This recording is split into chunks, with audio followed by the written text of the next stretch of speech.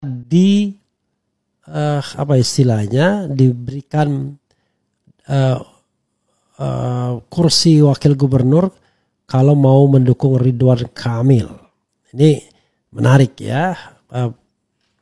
Apa yang dilakukan PKS ya reasonable dengan berbagai alasan nantinya. Tapi tadi sekali lagi, apakah PKS sedang jadi dalang atau jadi wayang?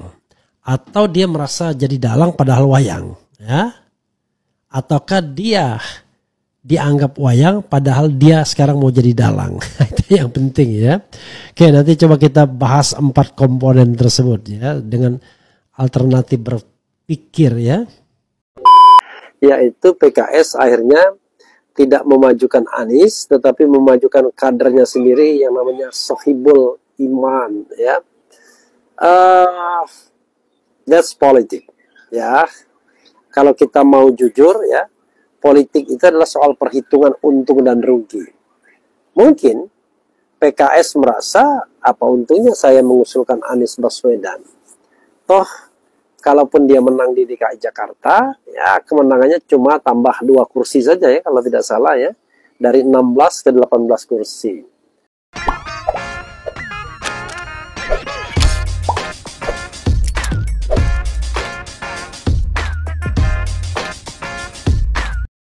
Baik sahabat sekalian, jumpa lagi bersama saya di channel ini, di mana pada kesempatan video kali ini saya coba mereaksi 2 buah video terkait dengan video dari Refly Harun yang memberikan komentar tentang Pilgub DKI, di mana Anies Baswedan merupakan salah satu kandidatnya, dan juga partai pengusung Anies Baswedan pada Pilgub DKI tahun 2017, dalam hal ini PKS, justru mengusung kader partainya sendiri. Dalam arti bahwa tidak lagi mendukung Anies Baswedan. Dan hal itu tidak hanya memberikan reaksi atau komentar dari para netizen saja, tetapi juga salah satu loyalis dari Anies Baswedan pada Pilpres 2024 kemarin adalah Refly Harun pun turut memberikan komentar terkait hal ini. Nah, komentar apa saja yang akan disampaikan oleh Refly Harun terkait Pilgub DKI yang diikuti oleh Anies dan tanpa dukungan dari PKS kali ini. Baik, sebelum kita masuk ke videonya, seperti biasa kepada para sahabat sekalian yang mungkin belum sempat memberikan dukungan untuk channel ini, mohon dukungannya dengan menekan tombol subscribe dan membunyikan tanda loncengnya, agar setiap video baru yang kami upload di channel ini, saudara sekalian bisa mengikutinya dari waktu ke waktu. Baik, untuk tidak memperpanjang kata, kita langsung ke videonya. Apa istilahnya diberikan kursi wakil gubernur kalau mau mendukung Ridwan Kamil. Ini menarik ya. PKS usung Sohibul Iman. Apa yang Iman dilakukan PKS ya reasonable dengan berbagai alasan nantinya. Tapi tadi sekali lagi, apakah PKS sedang jadi dalang atau jadi wayang? Atau dia merasa jadi dalang padahal wayang, ya? Atau menjadi wayang padahal dalang? Dianggap wayang padahal dia sekarang mau jadi dalang. Itu yang penting ya. Oke, nanti coba kita bahas 4 komponen tersebut ya dengan alternatif berpikir ya. DPP dan nama itu adalah bukan Anies Baswedan tapi Sohibul Iman. Pertanyaannya apakah dengan demikian sudah tertutup peluang Anies Baswedan untuk dicalonkan di DKI? Masih terbuka luas. Kalau kita lihat tren terakhir Nasdem yang mengatakan bahwa mereka mengusulkan Anies Baswedan, Sahroni, kemudian WB Andrino ya, dan kemudian Sahroni mengatakan tidak tertarik jadi cagup atau cawagup, lebih tertarik untuk DPR, berkarir di DPR. Maka saya atau kita ya bisa bergembira bahwa Nasdem akan kembali mengusung Anies, dan setelah PKB berarti cukup suara untuk mengusung Anies Baswedan, tinggal mencari siapa wakilnya. Wakilnya bisa dari Nasdem, tapi Sahroni mengatakan tidak tertarik. Wibi barangkali belum moncer secara elektabilitas. Maka kemudian apakah akan calon tersebut dari PDIP? Apakah dengan Ahok? Misalnya Andika Perkasa atau Marsudi Pras ya, Prasetyo Edi Marsudi, ataukah calon lain ya? Ini menarik untuk kita lihat. Pertanyaannya lagi-lagi adalah, mulai ngantuk saya, 24 jam belum tidur. Pertanyaannya sekali lagi adalah, apakah PKS jadi wayang? Apakah PKS jadi dalang? Apakah PKS jadi pura-pura jadi wayang padahal dalang? Apakah PKS jadi merasa dalang padahal wayang? Itu yang paling penting. Oke, coba kita lihat dari perspektif PKS. Kalau dari perspektif PKS, pasti mereka menganggap mereka dalang. Dalang pilgub. Mereka game changer. Kenapa begitu? Ya karena mereka pemenang pilkada. Tentu sebagai pemenang sebagai pemenang pilek, mereka punya bargaining position sebagai partai dengan kursi terbanyak. 17 atau 18 ya, coba dicek lagi. Kalau 17 kurang. Jadi, 5. Mereka memiliki kursi terbesar, lebih besar dari PDIP dan partai-partai lainnya. Sehingga wajar dong kalau mereka mau mengusung kader sendiri. Karena mereka merasa menjadi partai terbesar. Tapi kalau kita bicara tentang yang terbesar itu 50% plus 1, ya nggak ada partai terbesar. Semuanya partai menengah kecil saja. Yang menengah itu partai PKS dan sampai partai-partai lainnya ditampilkan lagi ya komposisinya. Dan partai kecil itu ya Perindo ya, kemudian yang 1 kursi, kemudian P3 ya. Nah lainnya partai-partai menengah saja ya. Jadi PDIP 15 kursi, Gerindra 14 kursi menengah, PKS 18 kursi menengah, Demokrat mungkin kalau kita mau pakai Demokrat 8 kursi ya menengah ke bawah. Kemudian PAN 10 kursi menengah, PSI 8 kursi menengah ke bawah, Nasdem 11 kursi menengah, Golkar 10 kursi, dan PKB 10 kursi. Jadi P3 masing-masing 1 kursi dengan Perindo juga. Jadi kalau kita lihat di sini, ya PKS merasa juara 1, tapi sekali lagi juara satunya itu bahkan 20% pun tidak sampai, sehingga dia tidak bisa mengklaim sebagai partai yang paling besar. Karena itu dia tetap membutuhkan setidaknya ya satu partai untuk mengajukan Sohibul Iman selain P3 dan Perindo, karena tidak cukup kalau P3 dan Perindo. Nah, apakah dia, jadi kepentingannya adalah memecah aliansi ini. Maka kemudian PKS yang sudah menjadi dalang akhirnya terpancing untuk mengajukan calon sendiri. Karena mereka berpikir, ngapain pula saya mengajukan orang lain? Toh orang lain juga tidak bisa ngapa-ngapain juga buat PKS. Belum tentu juga akan menaikkan secara signifikan suara PKS lagi. Ya mending kader PKS sendiri. Kalau tidak apa-apa, sekaligus testing the water. Atau posisinya diambil. Ya. Jadi dalam konteks ini bisa jadi PKS merasa dirinya dalang, tapi faktanya wayang. Atau jangan-jangan dia tidak sadar bahwa dia seolah-olah jadi dalang padahal wayang. Atau dia tidak sadar bahwa dia diwayangkan dan pura-pura dianggap sebagai dalang.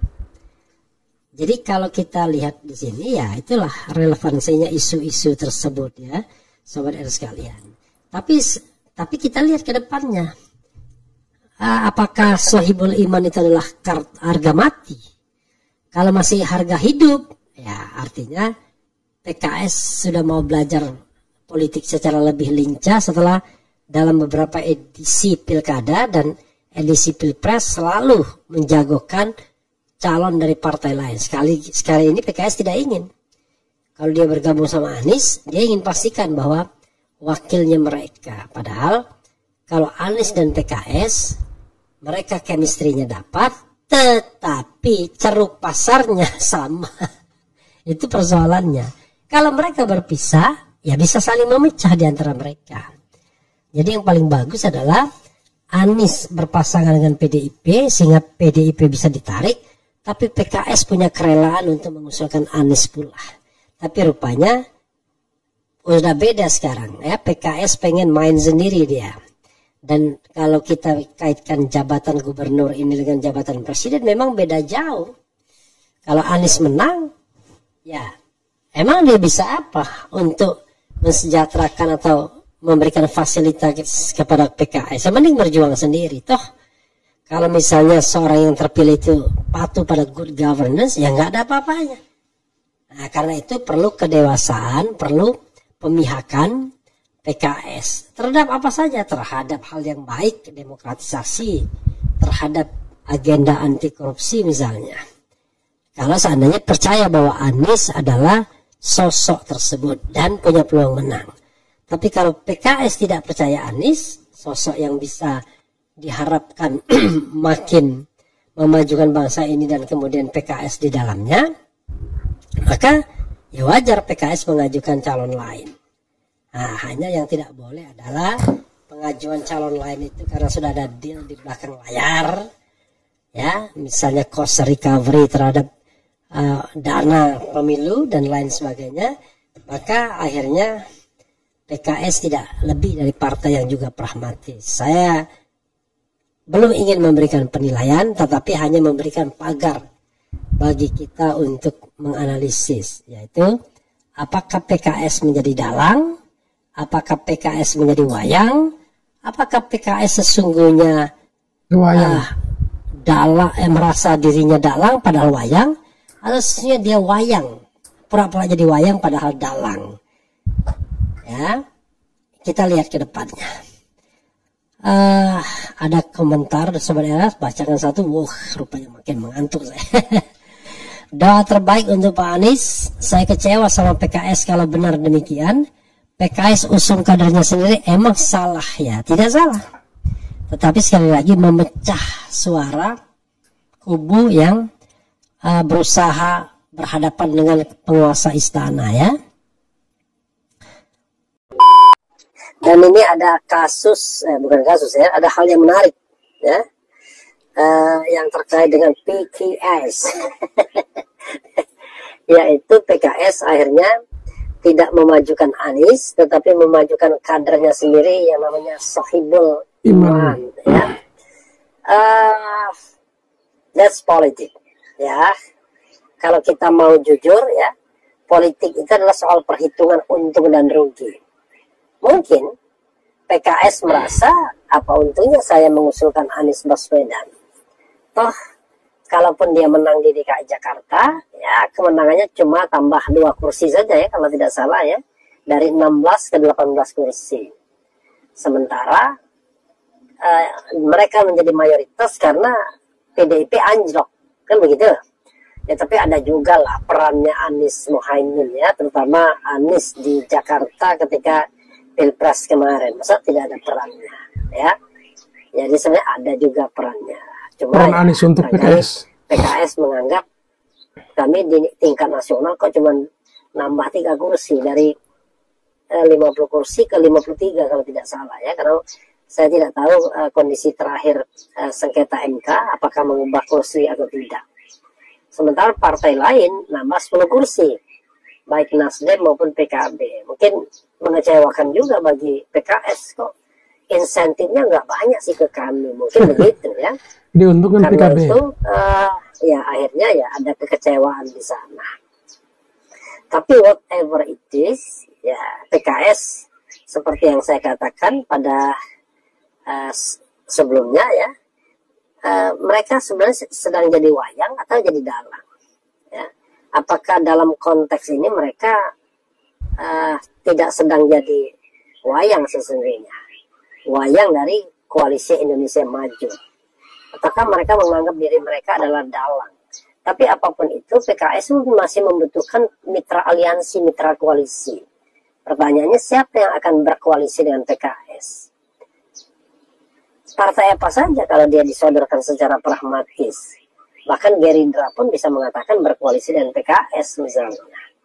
Gerindra menghormati pemenang pemilu dalam upaya untuk menjinakkan PKS misalnya.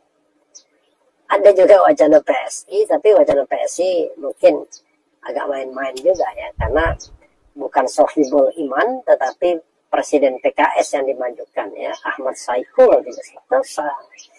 Kemudian sama Golkar bisa, sama Nasdem bisa. Jadi semua partai di parlemen itu bisa, kecuali yang tidak bisa adalah partai non-parlemen P3 dan Perindo yang suaranya minimalis, cuma 1 kursi saja.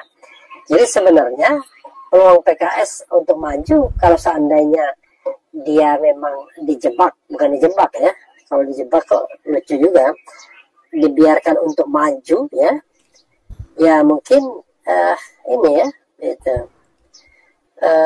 karena itu ini yang menarik jadinya ya. Apa ini ya?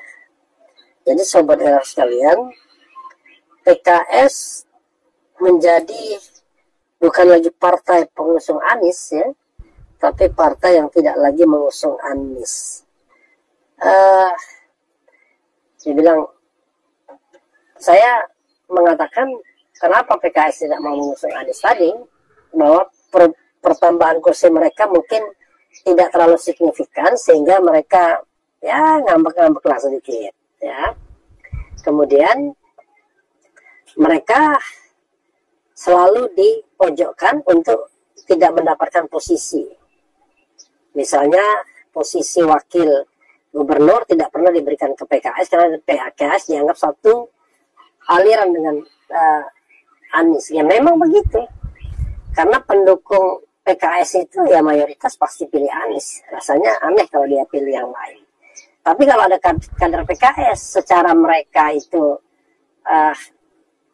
kader yang militan, ya tergantung. Kalau lingkar dekatnya akan pilih Sohibul. Tapi saya yakin lingkar jauhnya ya tetap memilih, lingkar tengah atau lingkar jauhnya tetap memilih Anies. Jadi kalau Anies maju, Sohibul Iman maju atau PKS maju, ya sebenarnya tidak menguntungkan. Tidak menguntungkan. Tapi ya namanya politik, kalaupun misalnya memajukan Anies, tentu PKS akan nanya apa untungnya. Tapi ini keumatan. Rasanya usang juga orang mengatakan keumatan. Itu sebab politik. Padahal saya berharap sesungguhnya bukan itu. Kalau saya pribadi adalah harus ada kelompok yang cukup kuat untuk melawan hegemoni kekuasaan. Baik kekuasaan istana lama maupun kekuasaan istana baru. Itu soalnya sesungguhnya. Masa tiba-tiba gubernur DKI itu Kaisang Pangarep, wakil presiden siapa gitu, Gibran Rakabuming. Lalu teman-temannya artis-artis nasional yang warawiri di TV ya kan. Jadi seolah-olah bangsa ini tidak memberikan pelajaran berharga tentang sebuah ideologi dan kerja keras ya. Semuanya kerja melintas ya. Kerja apa istilahnya? Shortcut ya. PKS lagi cek ombak. Assalamualaikum. PKS lagi cek ombak. Saya setuju deh ya dengan pemikiran bahwa PKS sedang cek ombak. Karena PKS pegal juga kalau dia kok seperti nggak melawan gitu. Karena itu dia testing the water. Karena itu menurut saya belum tentu Sohibul dimajukan. Bisa jadi terakhir Anies didukung. Tapi yang nggak bisa, yang agak susah adalah ketika nanti ya, jadi mereka itu ibarat gadis cantik ya, yang diperebutkan oleh lelaki-lelaki hidung belang ya. Jadi nanti gawatnya adalah Anies tidak memperoleh partai politik. Tapi nggak juga. Kalau kita lihat pernyataannya Sahroni, dia tidak tertarik ya untuk menjadi calon gubernur, maka sesungguhnya tidak ada saingan Anies di Nasdem. Maka Nasdem dan PKB minimal akan mendukung Anies Baswedan dengan wakil gubernurnya Nasdem, Wibi Andrino, tapi nggak kuat. Nah, kalau misalnya yang dimajukan kader PDIP, mungkin PDIP mau juga. pertanyaannya siapa kader PDIP yang bisa dimajukan? Tri Risma hari ini boleh juga sih, terlepas dari apa ya, suka marah-marah dan lain sebagainya. Tri Risma ya sesungguhnya punya idealisme juga, walaupun ketika dipanggil ke MK mengecewakan juga ya. Tadi kita harap dia buka-bukaan, ternyata ya lebih tunduk kepada kekuasaan Presiden Jokowi. Indah juga ya saudara sekalian ya, kalau kita ngomong begini pagi-pagi ya. Kira-kira berapa pasang ya calon gubernur Jakarta? Saya kira kalau ditanya berapa pasang, saya berpikir ya, ini berpikir minimal menurut saya, kalau misalnya istana pecah ya dengan koalisi Indonesia Maju, bisa-bisa sendiri-sendiri Kaisang jadi calon gubernur, kemudian Ridwan Kamil calon. Tapi Ridwan Kamil menurut saya dia akan balik ke Jawa Barat, karena kecuali tadi Ridwan Kamil dipaksa karena ada masalah, dan kemudian jadi di apa lebih suka dia ke Jawa Barat dibandingkan Jakarta, karena Jawa Barat pertama dia mata pilihnya banyak untuk 2029, yang kedua hampir pasti menang di sana ketimbang harus beradu dengan Anies Baswedan. Tapi bisa jadi Anies melawan anak kecil yang bernama Kaisang Pangarep ya. Jadi kalau melawan Kaisang Pangarep, kita harus lihat dari putusan MK dulu, apakah MK membolehkan atau tidak. Kebangetan kalau MK kemudian membolehkan ya.